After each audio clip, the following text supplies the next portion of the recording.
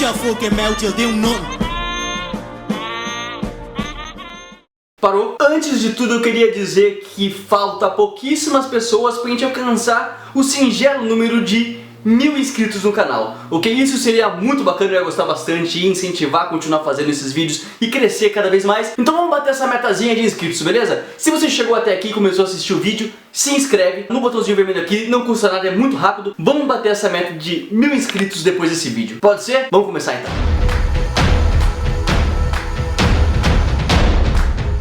Senhores, tudo bem? Eu sou o Luiz Fernando Pierotti, você está no Casualidade e hoje é dia de conversar sobre MMA. E conversar sobre MMA porque há 50 minutos... Olhei no relógio, mas eu tô sem relógio. Há 50 minutos atrás, o Dana White confirmou a criação do peso pena feminino no UFC. E a pergunta normal a se fazer nesse momento é a seguinte: quem vai inaugurar essa categoria, né? Vai ser a Cyborg já para disputar o cinturão com alguém?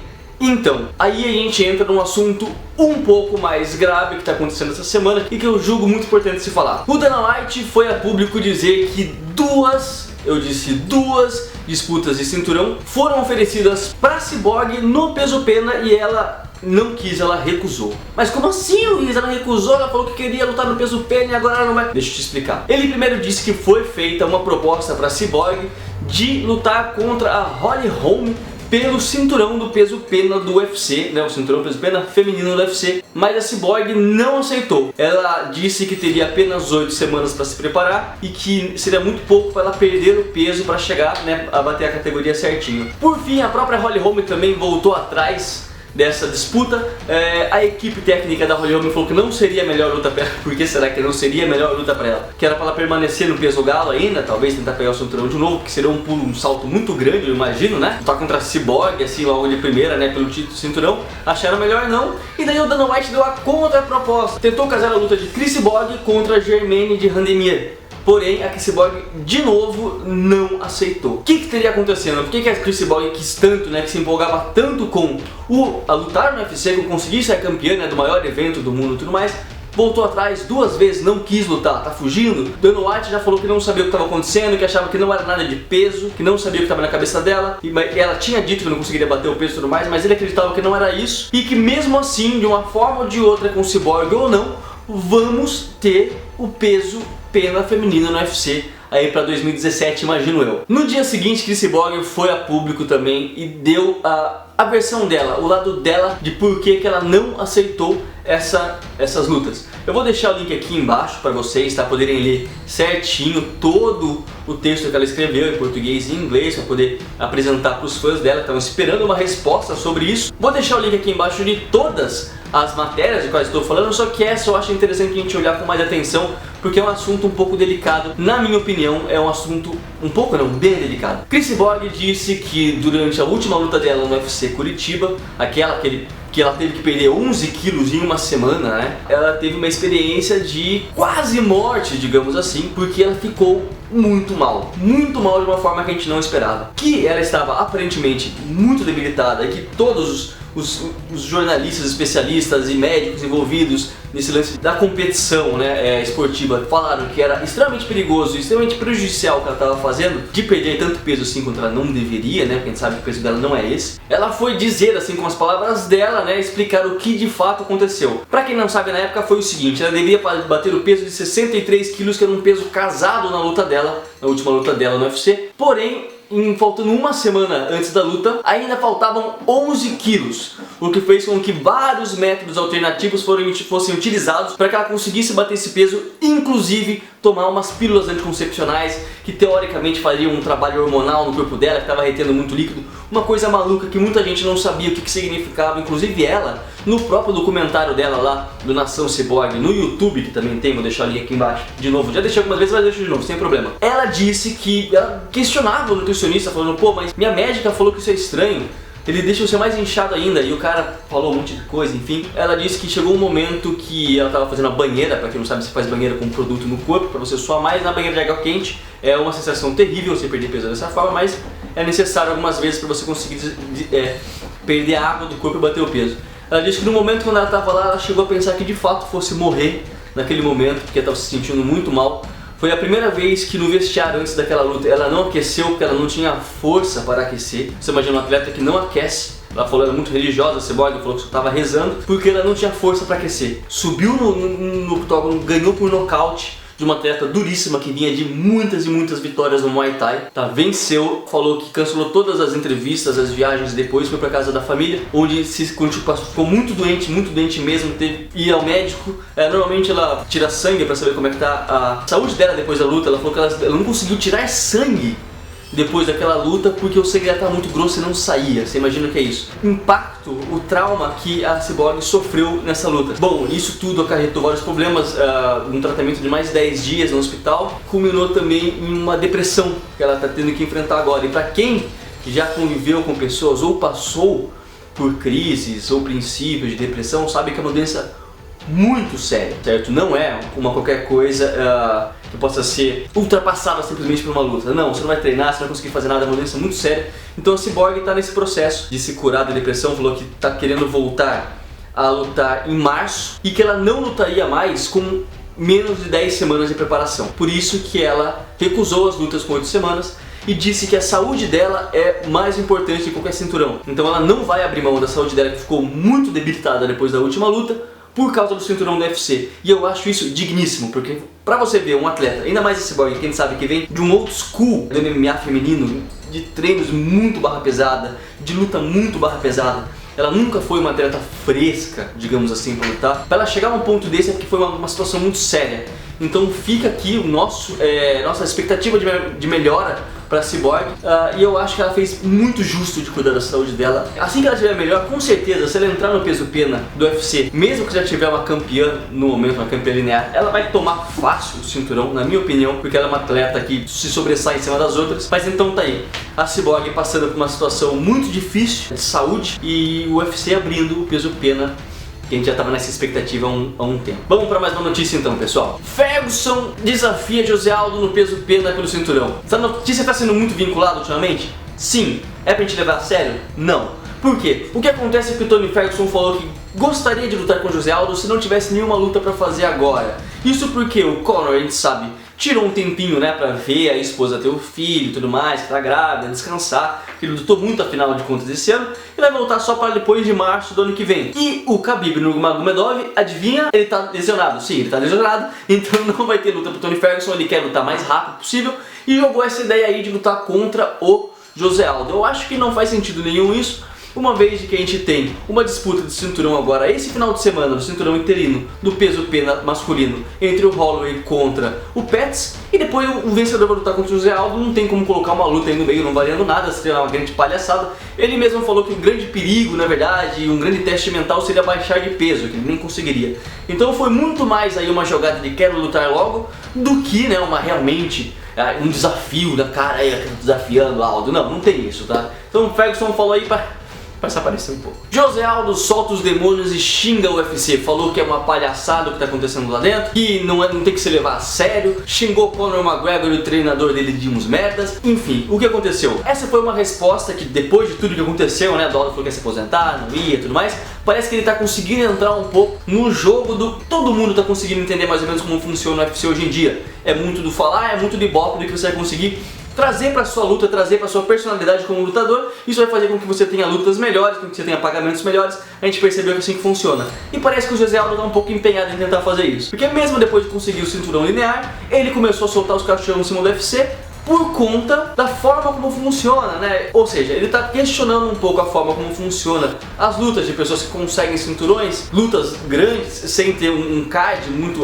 sólido, né? Ele jogou aí a ideia do que está acontecendo com o Jacaré, por exemplo, que não consegue lutar, do que está acontecendo com o Khabib, que não consegue lutar, entre outros lutadores que são deixados de lado por conta do falatório de todo mundo e tudo mais, por alguns lutadores que têm uma pegada mais comercial, conseguir passar na frente e tudo mais, isso que a gente já está cansado de saber. Após isso, ele também retrucou contra o técnico do Conor McGregor, que disse que era uma piada você devolver o cinturão linear pro José Aldo, né, por conta do que o Conor tinha feito, e porque ele só saiu, e esse cinturão foi pra ele só pra cobrir o espaço do próximo UFC 206, mas isso tudo que a gente tá sabendo. José Aldo não deixou barato, fez que não conhecia nem quem era o técnico do Conor McGregor, falou quem que é o técnico desse cara mesmo, e falou que os dois são uns merdas que não sabem de nada e tudo mais, que vai pegar o Conor no futuro lá pra frente.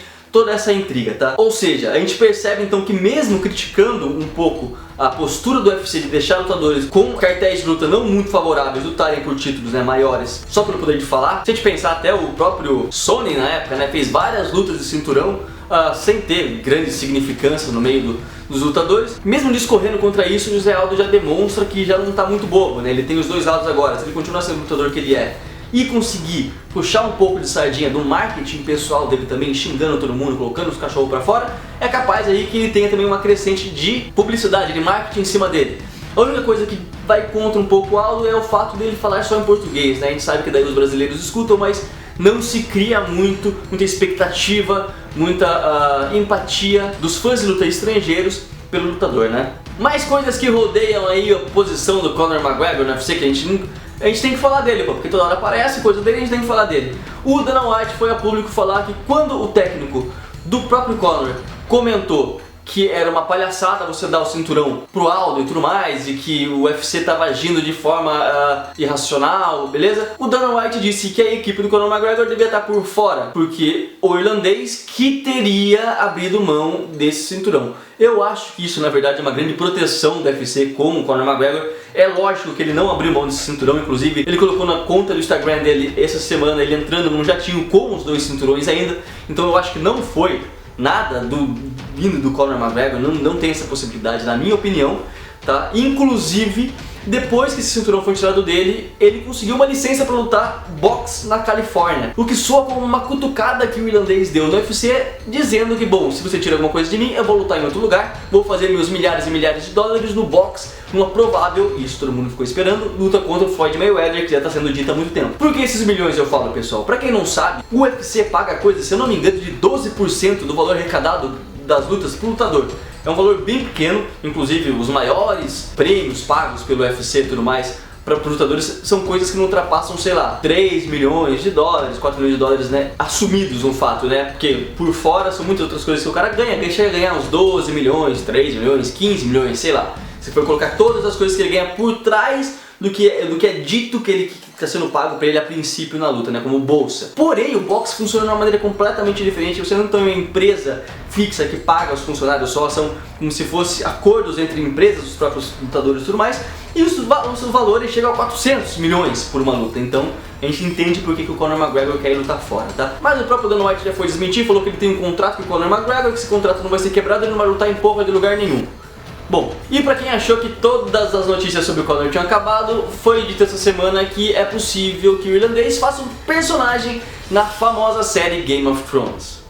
É isso mesmo que você está ouvindo. Um dos diretores do Game of Thrones é muito fã do lutador, e algumas dos episódios são gravados na Irlanda do Norte. Então foi feito esse convite pro Conor para que ele atuasse na série como um dos personagens. Eu imagino que nenhum personagem grande, porque afinal de contas ele é um lutador, não um ator. No caso, essa notícia foi vinculada pelo The Sunday Life, um jornal lá do Reino Unido, dizendo então que ele estaria negociando essa participação, tá? Vamos esperar pra ver se o Conor McGregor, além de estar agora no jogo do COD, né, no Call of Duty, se ele vai aparecer também no Game of Thrones, ultrapassando os espaços do esporte e entrando, né, no entretenimento de massa, como aconteceu com a Honda no passado. Bom, lutar contra o Montanha do Game of Thrones ele já lutou, né? Então já tá por dentro.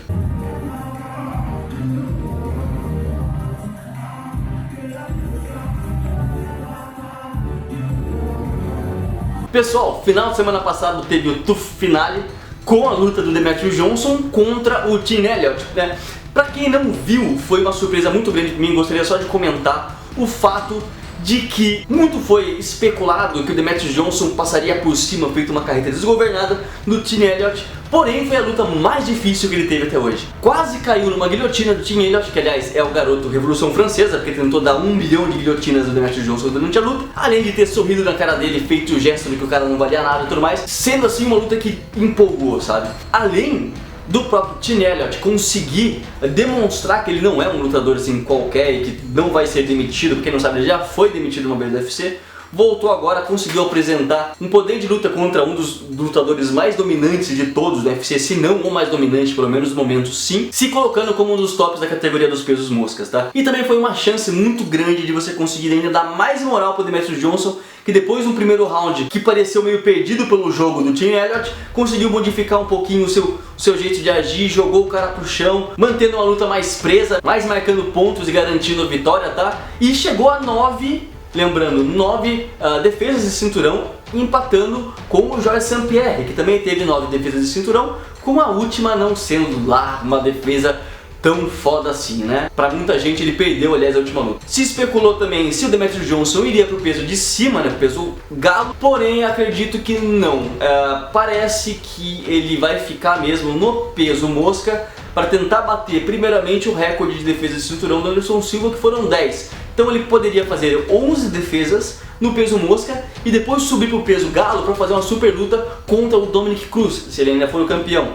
Porque já foi dito isso pelo próprio Demetrius Johnson, que lutaria com o Dominick Cruz. Foi a única pessoa para quem ele perdeu no UFC, por uma quantia muito grande de dinheiro para fazer a super luta. Lembrando, pessoal, que essa semana a gente vai ter 2 UFCs de novo, tá? A gente vai ter sexta-feira o UFC Lewis contra Abra... Como é que fala o nome do cara, Lewis? No UFC Albany, que não é um UFC com grandes nomes, tudo mais, é mais uma preparação porque a gente vai ver depois, que vai ser o UFC 206 com Max Holloway contra Anthony Pettis, com Cerrone contra Brown, Tim Kennedy contra Kevin Gastelum. Vai ter várias lutas bacanas pra gente assistir, tá? Empolgantes, aliás, a luta do Cerrone vai ser uma luta muito empolgante, é um cara que é sempre legal a gente assistir. E tem um cara que eu gosto muito que vai lutar, até falei nele nos últimos vídeos aí, que é o coreano Superboy, do Ho Choi, que é um rapazinho que entrou no UFC há pouco tempo, tem uma cara de idiota, tá? A carinha, ele fica assim, ó. Mas ele chega lá e tipo nocauteia todo mundo com uma facilidade gigantesca, tem uma mão pesadíssima esse garoto, uma precisão gigante e é um nome que pode correr grandes caminhos aí pra frente no UFC, tá? Alcançar uma posição muito boa na categoria. Então a gente fica na expectativa aí pro seu UFC 206, que vai trazer muita luta boa e provavelmente muito material pra gente conversar aqui, ok? Vamos fazer o seguinte, pessoal, faz tempo que eu não faço o vídeo de perguntas. A pergunta dos inscritos aí pra me responder a minha humilde opinião, humilde e sincera opinião. Então deixe suas perguntas aí aqui embaixo com a hashtag pergunta pra mim saber quem tá querendo ser respondido no próximo vídeo. Pode ser também no Twitter, tá? Vocês colocam lá @casalidade, manda pergunta por lá que eu vou responder pra vocês no próximo vídeo, beleza? Tá saindo também um vídeo sobre história de lutador mais pra frente, eu vou falar pra vocês quem é o lutador. Foi um pedido de um inscrito, aliás, esse lutador, eu achei interessante porque não se fala muito dele. E ele apareceu essa semana aí na mídia por conta de uma coisa não muito legal que aconteceu com ele. Então, escreve aí também se você acha, quem você acha que vai ser esse lutador, que vai ser contada a história dele muito mais elaborada dessa vez, com mais vídeos e tudo mais, porque eu vou deixar um tempo maior pra preparação. Ok? Esse foi o vídeo então, galera, muito obrigado por ter assistido até aqui. Não se esqueça de curtir se você gostou do conteúdo desse vídeo, comentar o que você achou, comentar sobre esse peso novo, peso pena feminino no UFC, comentar sobre essa situação da Cyborg, comentar sobre as lutas que vão ter no UFC 206, mandar as perguntas e, como eu disse no começo do vídeo, não se esqueça de se inscrever no canal, que isso é o mais importante de tudo pra mim, tá? Saber que eu tô falando com pessoas que realmente estão interessadas nesse conteúdo, beleza? Falou, galera, até a semana que vem ou até essa semana, até o próximo dia que sair vídeo, espero que não seja muito distante. Tchau. Atrasou. Tchau. E aproveitar esse finalzinho para mandar um abraço para todas as pessoas que andam me apoiando. O Felipe Kona lá no Instagram, que eu já falei que ia mandar um alô para ele, tinha esquecido. Felipe, me desculpe, e alô para você. Para quem quiser me seguir também lá no Instagram é Luiz Pierotti, tudo bem? Você procura lá por Luiz Pierotti, vai estar aí no Instagram todo pimposo com fotos que não fazem sentido nenhum. Mandar um abraço também para todo mundo que comenta, para todo mundo que segue meu trabalho e pro pessoal lá do grupo do WhatsApp, pro Danilo, pro Heitor, pro Rodrigo, para todo mundo. Desculpe se eu esqueci o nome, tem uma galerinha lá. Manda um abraço pra vocês aí que dão esse apoio, sempre conversando sobre o assunto e tudo mais, beleza? Até mais, pessoal.